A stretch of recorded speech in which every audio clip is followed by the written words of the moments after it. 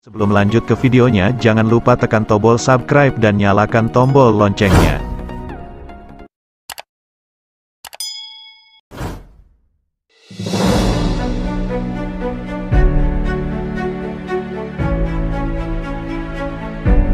Dua pemain timnas Yordania U23 berharap bisa tampil dengan maksimal saat menghadapi timnas Indonesia U23 di laga terakhir grup A Piala Asia U23 2024, Minggu, 21/4 malam WIB.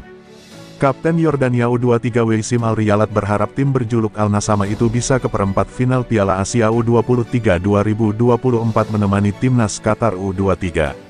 Peluang Yordania untuk tampil di perempat final menjadi tipis setelah menelan kekalahan 2-1 dari Qatar di Stadion Jassim bin Hamad, Jumat tanggal 19 April tahun 2024 dini hari WIB, pada matchday kedua grup A. Qatar sempat memimpin dahulu pada menit ke-40 melalui gol Abdullah Yazidi. Namun pada menit ke-52, Aref Al-Hajj sempat mencetak gol penalti untuk menyamakan skor. Namun, sundulan Muhammad Al-Manai beberapa detik sebelum pertandingan berakhir membuat Yordania harus menerima kekalahan 2-1 atas Qatar. Yordania menyisakan satu pertandingan melawan timnas Indonesia U23, Minggu tanggal 21 April tahun 2024 malam WIB. Kemenangan menjadi satu-satunya cara untuk merebut tiket ke perempat final. Kami sebetulnya memperlihatkan permainan yang sangat bagus, dan hampir menguasai permainan di babak kedua, karena berhasil menciptakan peluang berbahaya, ujar Waisim. Tetapi, siapapun yang membuang peluang, pada akhirnya menelan kekalahan, tutur pemain bernomor punggung 10 ini saat konferensi pers. Waisim mengatakan kalau gol menit akhir mengubah segalanya. Gara-gara itu mereka kini nyaris tersingkir di Piala Asia U23 2024. Gol di saat-saat terakhir jelas mengubah hasil laga, tetapi itulah sepak bola. Tapi kami masih punya peluang karena kami akan mengalahkan Indonesia di pertandingan terakhir, lanjut pemain Al-Hussein tersebut. Pernyataan tidak jauh berbeda disampaikan Sif Darwish. Gelandang bernomor punggung 14 ini menyebutkan, Yordania tidak memperlihatkan permainan sesuai harapan di babak pertama. Darwish mengatakan Yordania sudah tampil bagus di babak kedua, namun tidak bisa mencetak gol dari permainan terbuka. Meski begitu, Darwish tetap optimistis Jordan mampu melaju ke babak 8 besar. Di ruang ganti pemain saat jeda, Kam bertekad untuk tampil lebih baik, dan meraih 3 poin. Kami memang menampilkan performa yang luar biasa, tetapi kelengahan dalam bertahan cukup merugikan kami, ujar Darwish.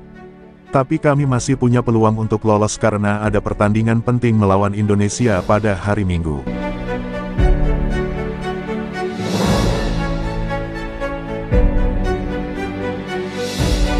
Pengalaman buruk saat melawan Qatar di Piala Asia U23 harus menjadi pelajaran bagi timnas Indonesia. Saat itu skuad Garuda Muda harus menelan kekalahan 0-2 dari Qatar dalam laga pertama grup A pada Senin tanggal 15 April tahun 2024. Pengamat sepak bola nasional Akmal Marhali mengatakan, Marcelino Ferdinand DKK harus lebih memerhatikan tentang aturan dan regulasi VAR, video asisten referee, untuk meminimalisasi tindakan yang dapat merugikan tim. Saat pertandingan melawan Qatar, VAR menyebabkan penalti ketika Rizky Ridho dianggap melakukan pelanggaran. Begitu juga ketika melawan Australia, di mana kita juga dihukum penalti lewat VAR, ujar Akmal pada Sabtu, tanggal 20 April tahun 2024. Di pertandingan ketiga nanti kita harus lebih memahami tentang aturan dan regulasi VAR sehingga kita tidak membuat kesalahan untuk terkait area yang bisa diambil dengan VAR, ucapnya menambahkan. Saat ini timnas U23 Indonesia berada di urutan kedua dalam grup A setelah berhasil memenangi laga kontra Australia dengan skor akhir 1-0. Timnas U23 Indonesia kini menatap partai ketiga grup A Piala Asia U23 2024 melawan Yordania di Stadion Abdullah bin Khalifa, Doha, Qatar, pada Minggu, tanggal 21 April tahun 2024 pukul 22.30 waktu Indonesia Barat. Akmal menilai performa Indonesia sudah lebih baik ketika sukses membekuk Australia. Namun, menurutnya lini serang timnas Indonesia masih perlu diasah lagi. Yang harus dievaluasi pelatih Sintayong sejauh ini belum kelihatan kinerja lini depan Indonesia yang kurang meyakinkan untuk bisa membobol gawang lawan, tuturnya. Rafael Struijk belum menunjukkan ketajamannya sebagai seorang striker, kata Akmal lagi. Indonesia bisa lolos ke babak berikutnya dengan raihan hasil seri dalam laga melawan Yordania. Di sisi lain, Yordania wajib memenangkan laga melawan Indonesia untuk membuka kans lolos ke perempat final Piala Asia U23 2024. Oleh sebab itu, Indonesia perlu mengantisipasi permainan Yordania yang dipastikan akan mengerahkan segala upaya untuk meraih percaya diri berlebih. Kalau bicara statistik, Indonesia harusnya bisa menang melawan Yordania, tapi sepak bola kan tidak bisa dihitung secara matematis. Yang harus diantisipasi adalah kepercayaan diri yang berlebihan, sangat membahayakan dan bisa menjadi bumerang, tutur Akmal.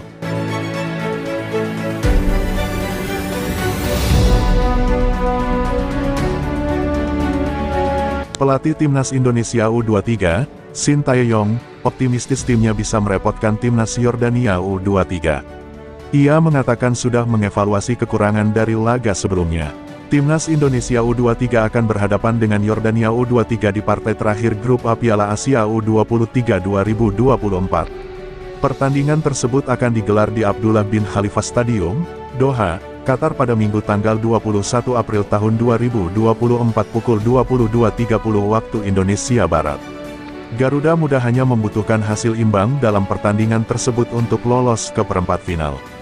Musabab, Timnas Indonesia U23 kini berada di posisi kedua dan unggul head-to-head andai Timnas Australia U23 menang dari Timnas Qatar U23. Meski demikian, 3 poin tentunya merupakan target utama bagi Rizky Ridho dan kolega. Shin mengatakan Timnas Indonesia U23 saat menumbangkan Australia U23 1-0 sudah sangat matang. Kini, Garuda Muda tinggal mempersiapkan diri untuk melanjutkan tren positif melawan Yordania U23. Ya, banyak kesempatan, sangat bagus. Sekarang kami harus menyiapkan diri menghadapi Yordania, ya mari kita lihat, tandasnya.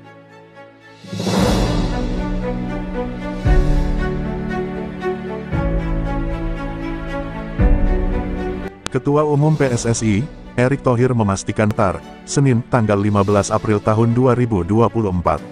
Wasit Nasrullah Kabirov dan wasit video asitan referi VAR Sifakon Poudom dianggap mengeluarkan keputusan yang merugikan bagi Indonesia. Bahkan, beberapa pelanggaran yang dilakukan pemain Qatar luput dari pandangan wasit asal Tajikistan tersebut. Pasca pertandingan PSSI langsung mengirim surat protes kepada AFC. Erick Thohir menjelaskan, banding yang disampaikan kepada AFC telah ditolak. Kedua pemain yakni Ivar Jenner dan Ramadan Sananta gagal lolos dari hukuman. Upaya PSSI juga dipastikan gagal lewat surat balasan dari AFC. Sudah dijawab sama AFC, tetap berjalan. Jadi, protes kita ditolak, Ivar Jenner dihukum bermain sekali. Ramadan Sananta dihukum 2 kali tidak boleh bermain, itu hasilnya, kata Erick Thohir saat ditemui di Jakarta, Jumat tanggal 19 April tahun 2024. Ivar harus absen saat melawan Australia dan Sananta mendapatkan main asal Persis Solo tersebut mendapatkan sanksi denda sebesar Rp16 juta. Kondisi ini membuat penyerang berusia 21 tahun tersebut baru akan kembali saat Indonesia lolos ke babak selanjutnya. Sebelum laga melawan Australia, Ivar Jenner sempat meminta maaf karena kartu merah yang didapatkan. Sempat cukup emosi dengan menyampaikan sindiran di media sosial, akhirnya dia memilih menerima keadaan. Kartu kuning kedua yang diterima oleh pemain FC Utrecht ini cukup unik karena sebenarnya dia dalam posisi menghindari sapuan pemain lawan tapi dianggap melanggar. Dia juga berterima kasih kepada PSSI yang berusaha menyampaikan protes terkait masalah ini. Terima kasih semua orang yang telah mendukung saya. Setelah kartu merah saya yang aneh saat melawan Qatar, PSSI melakukan segalanya untuk menghapus kartu merah saya. Tetapi sayangnya masih diskors untuk pertandingan tersebut, tulis Ivar Jenner.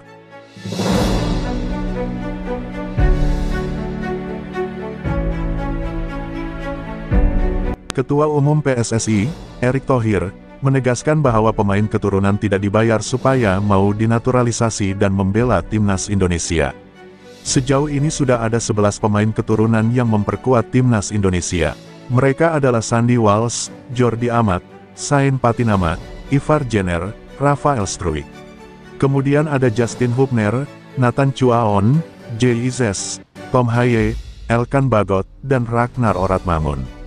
PSSI sedang ingin membawa 3 pemain keturunan lagi untuk membela Timnas Indonesia. Salah satunya adalah kiper FC Dallas, Maarten Paes. Erick menegaskan, Jangan sampai masyarakat Indonesia mempunyai stigma negatif tentang pemain keturunan.